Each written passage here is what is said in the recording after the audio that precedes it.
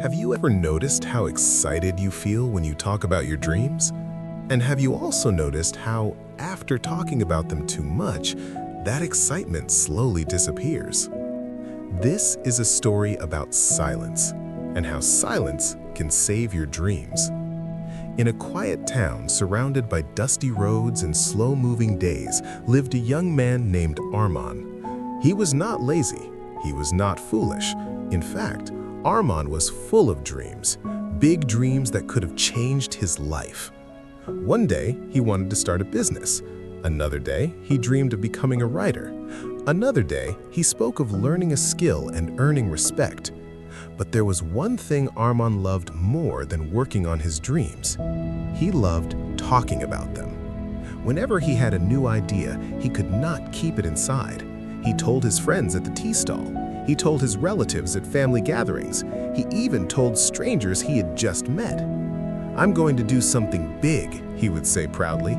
"Just wait and see." People smiled. Some praised him, some encouraged him, some doubted him. But every word of attention made Armand feel important. That night, he would lie in bed smiling, imagining his success. In his mind, he had already achieved it. But when morning came, something strange happened. The fire was gone. The energy to work was missing. The excitement had faded. Days passed, weeks passed. Nothing changed. Then a new dream arrived. Again, Arman announced it. Again, people reacted. Again, he felt satisfied.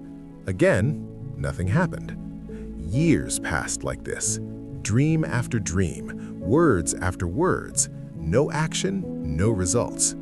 Slowly, people stopped taking him seriously. Some laughed behind his back. Some stopped listening. Some called him the man of plans. But the worst pain was not what others thought. It was what Armand felt inside. He felt empty, ashamed, confused. One evening, after another dream had died silently, Armand sat alone near an old banyan tree. His shoulders were heavy, his eyes tired. An old man approached him. The villagers called him Ustad Karim. He was quiet, simple, and deeply respected, not because he talked a lot, but because his life spoke for him.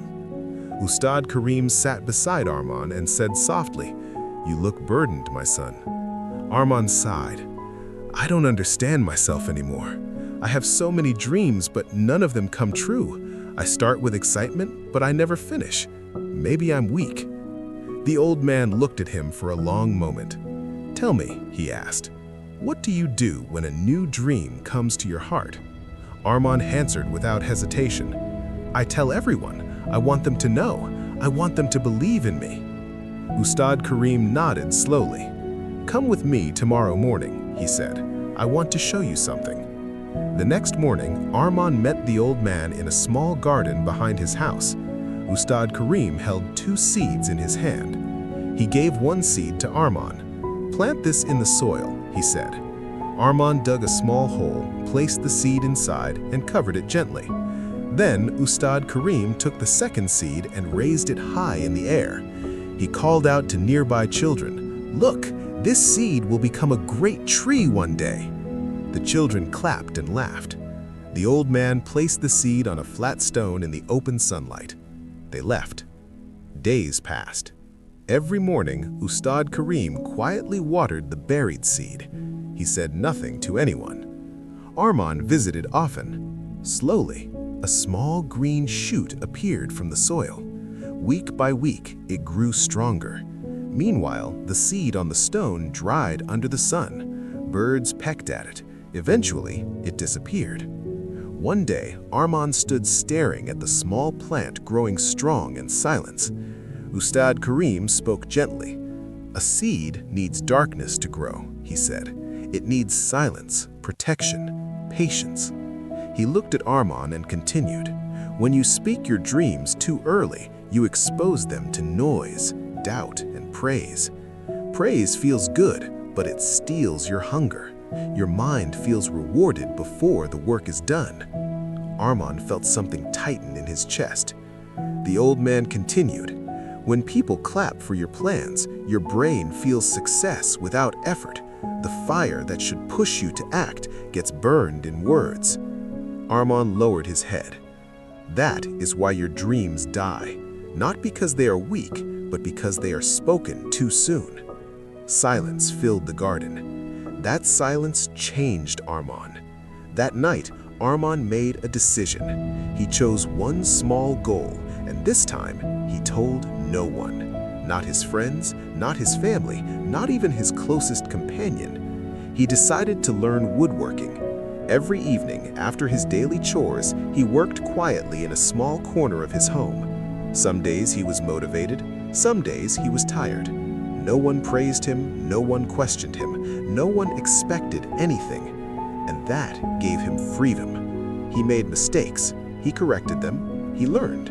Slowly, piece by piece, something real began to form. Weeks passed. One evening, Armand completed his first wooden stool. He sat on it and smiled. For the first time, he felt real pride. Not the pride of words, but the pride of effort. A neighbor noticed the stool the next morning.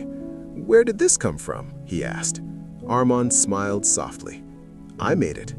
The neighbor was surprised. "You never told anyone." Armand replied quietly, "I wanted to finish first." Word spread, not through Armand's mouth, but through his work. He continued in silence. A chair, a table, a shelf.